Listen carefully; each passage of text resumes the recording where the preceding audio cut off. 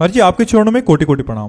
गुरुदेव, आपने जीवन भर संघर्ष करके कठोर साधना की, 8-10 दिन भूखे भी रहे, जब भोजन नहीं मिलता था, गंगा जल भी पीते थे, बालू भी खाने को मिला। महाराज जी आपकी ऐसी कठिन तपस्या को सुन के और देख के आत्मा कांप जाती है और लगता है कि हम जैसे तो बिल्कुल भी उस कोटि की तपस्या कर ही नहीं सकते। महाराज जी, ऐसे में उपासना और भजन मार्ग कैसे पुष्ट होगा महाराज? हाँ,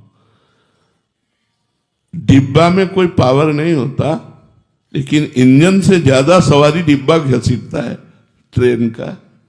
देखा ना, डिब्बे में 100 लोग बैठे हो सकते हैं और इंजन में 2 ही लोग बैठे हो सकते हैं, लेकिन इंजन का ठीक कनेक्शन डिब्बा से है, डिब्बा का ठीक कनेक्शन इंजन से है।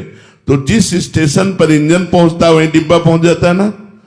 इंजन बनाने में और डिब्बा बनाने में बड़ा अंतराय है, बड़ी मशीनरी लगी इंजन बनाने में, लेकिन जो इंजन यात्रा करता है वही यात्रा डिब्बा करता है।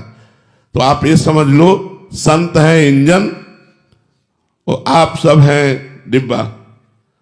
अगर आपका कनेक्शन सही है तो आप सैकड़ों को लेकर के वहीं पहुंच जाएंगे जहां संत पहुंचते हैं।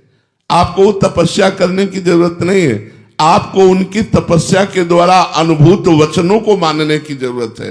वो जैसी आज्ञा कर रहे वैसा मान लो, तो आप अपने परिवार सहित, अपने मित्रों सहित वहीं पहुंच जाएंगे जहां संत को पहुंचना है। संत तो भगवान के द्वारा निर्माण होता है, संत का जीवन भगवान के द्वारा निर्माण होता है।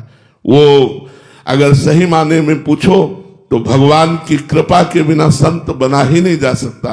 वो भगवान कसते हैं सैकड़ों का कल्याण करने के लिए, लोक का कल्याण करने के लिए एक संत तैयार कर देते हैं, करोड़ों का कल्याण कर लेता है, असंख्यों का कल्याण कर देता है।